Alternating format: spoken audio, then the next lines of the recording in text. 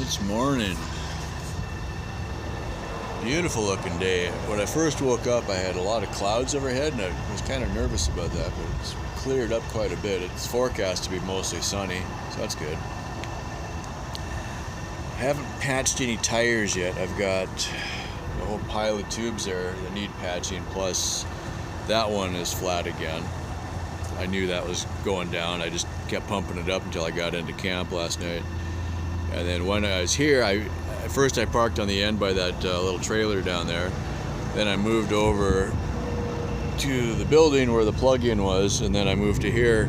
And every time I moved the bike, I ended up having to pump up the tire just to move it. You know, and an hour later, I'd pump it up and move it again, kind of thing. So, yeah, anyway. The battery was fully charged last night, and then I had the phone plugged into it, so it pulled it down a little bit, not significant. I mean, the phone uses such a little amount of power compared to what the bike uses, so it's not a big deal. I think what I'm going to do, because I don't have to worry about running out of power, I'm going to do it, I don't know, the right way, but that's kind of a funny word. Go ahead and disconnect the trailer and get it out of the way, and then I can get to the wheel easier. One of the considerations that I've had, and I don't know an easy way to solve it, if you don't have a bike tree, which is basically a stand that you can pick the bike up and put the bike on when you're working on things like taking the wheels off, the other option that we all learned as kids is just put the bike upside down, okay, which works really well, except the weight of the battery is kind of in a weird spot. The motor's in a weird spot, so that throws the balance off. And then we've got all the stuff on top of the handlebars that you didn't have. Like, you know, you got your mirror, I got the display for the cycle analyst, you know, the phone mount, all the bags end up trying to flip over upside down and get all messed up and everything. That's just awkward. You know, I end up trying to pull the wheel on and off with the bike vertical, so I kind of lift it up, but then the weight of the battery is awkward. So you're trying to hold the bike up with one hand and pull the wheel out with the other hand and get the chain untangled, and yeah, it's not graceful at all. So unfortunately, all of the flats seem to be on the back wheel. I thought it would be different, but I mean, the front wheel is actually fairly easy to get off because you're not fighting with the chain. I mean, you still got, on both wheels, you have to line up the disc brake going into the caliper, which is really narrow, so you got to be pretty careful with that so you don't break the brake pads. You have to disconnect the wire on the motor. On the opposite side, you got the torque arm brace that keeps the motor keeps the shaft from spinning. Otherwise, the motor would spin the shaft, and that tears all your wires out. And then both wheels are quick release. You just undo the lever and the wheel just drops out, basically. So that's, you know, in that respect, it's easier than it could be, but it's all fiddly. And, you know, it's okay once or twice, but, you know, 4 or 5 flat tires in a day, and you start really getting, you know, you resent the whole process enormously. So, you know, I talked about it yesterday, that tire that's on the back.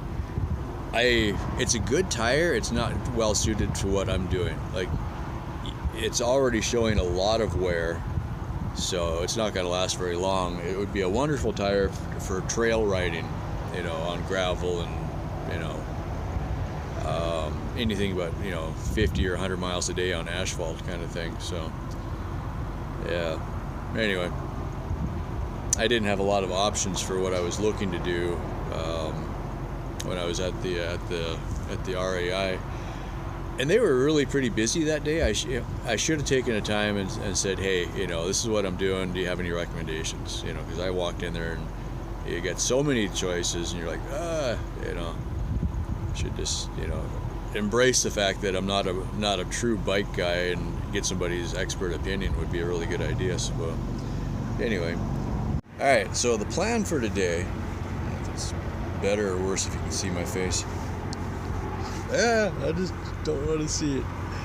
Anyway, the last few days I've been pushing really hard, and I'm just feeling it.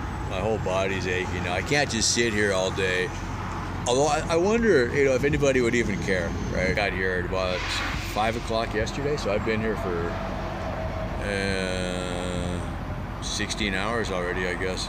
Time I got, well, it was midnight by the time I went to bed last night. It seems funny, but first I had the bike set up to charge the battery, so I was over there. And well, the first couple hours I just rested, and then in that time I think I still talked to 4 or 5 different people. I talked to more people here in the last day than I have in some weeks, right? Which that kind of gets me thinking about for the next time I do this trip. If I set up a little bit of a sign, a lot of people are like, oh, I got to go make a sign. I know, I need a sign, something.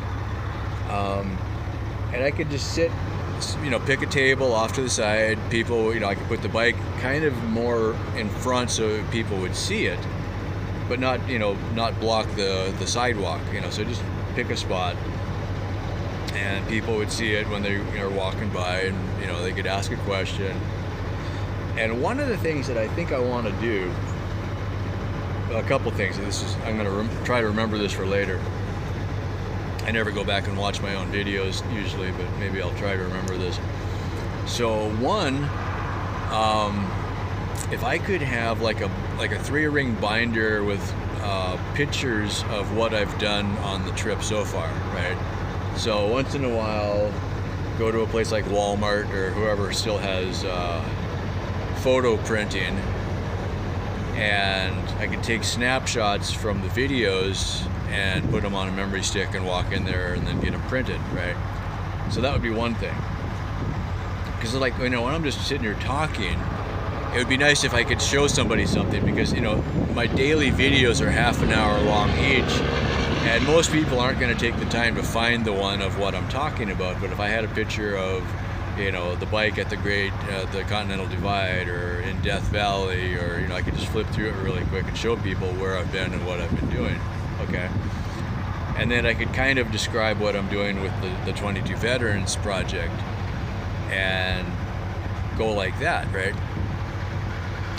Because I'll tell people, well, I've got a website. Well, if we're in a spot that doesn't have internet connection, I could have the basic website printed out.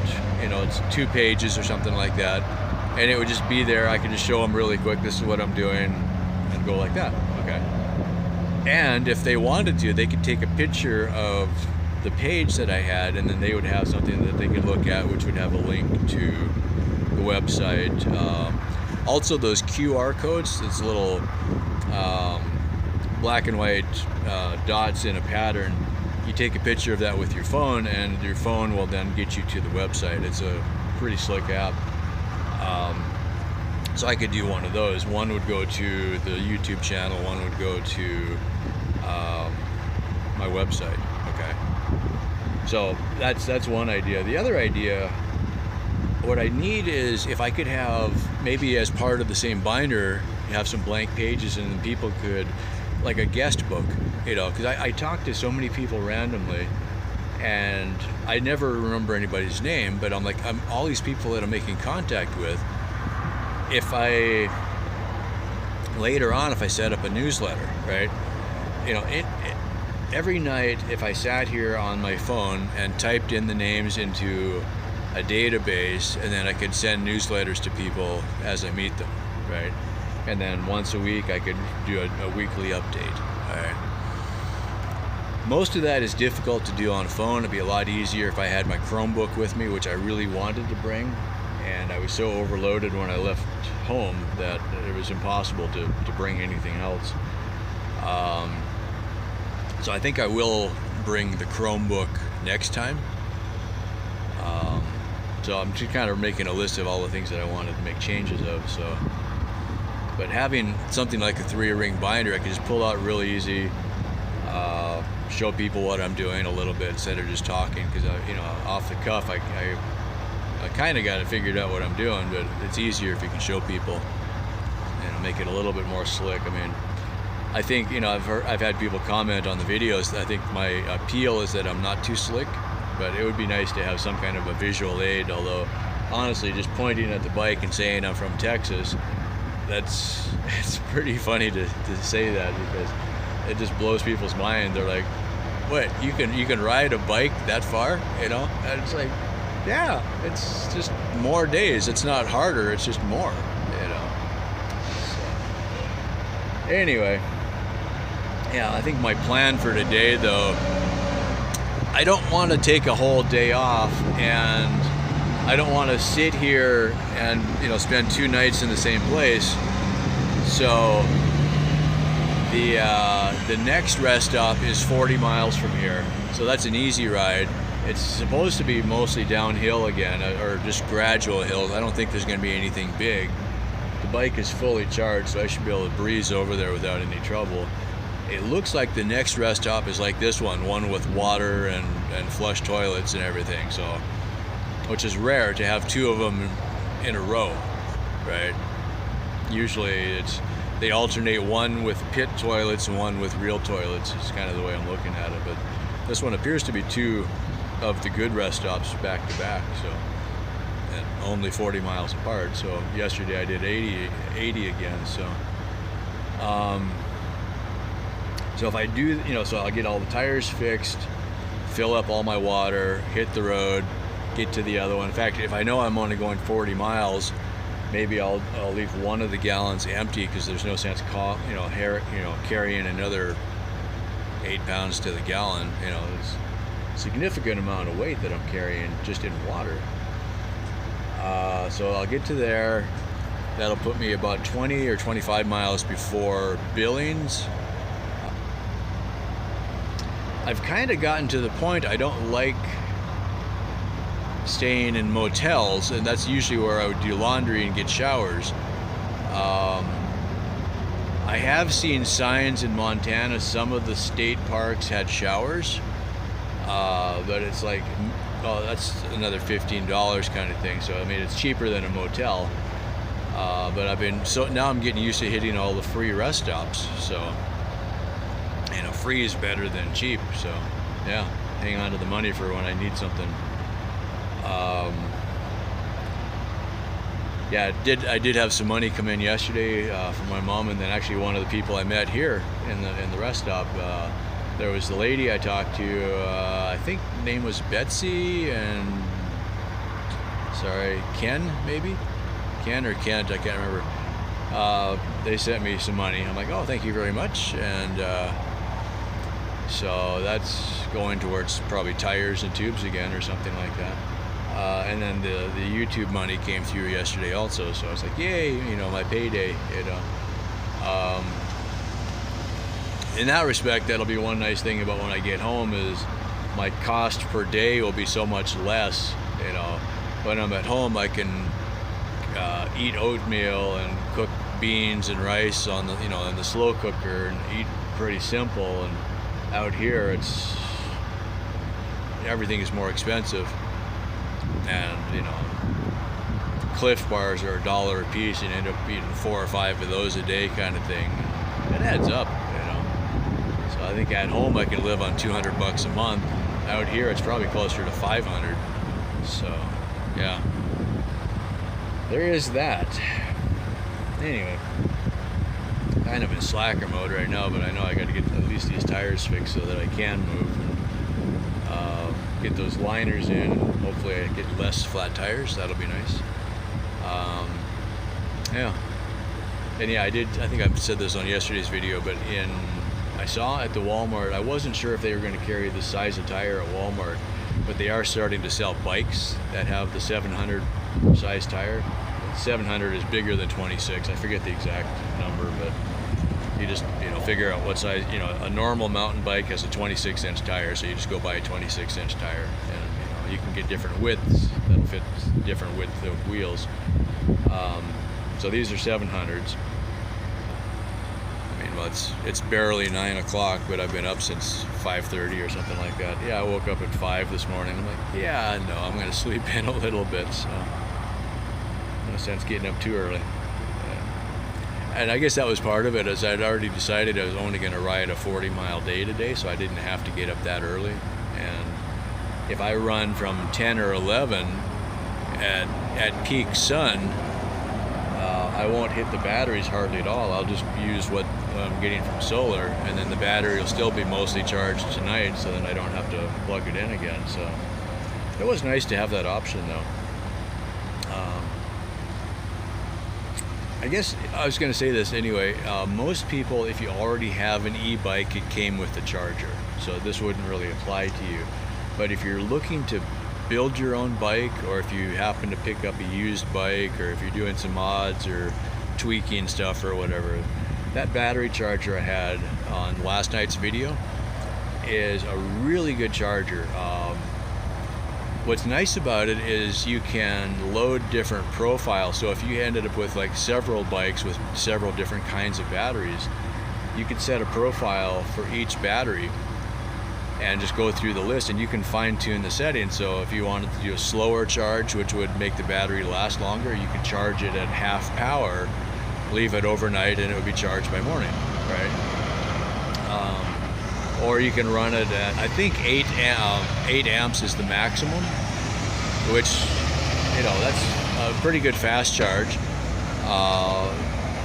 I've got both batteries hooked up together, so that took a little longer, but then again, I had solar charged it for that evening before I got around to plugging it in, so I think I had a full charge within about 2.5 hours on the double battery, you know, because it wasn't completely dead.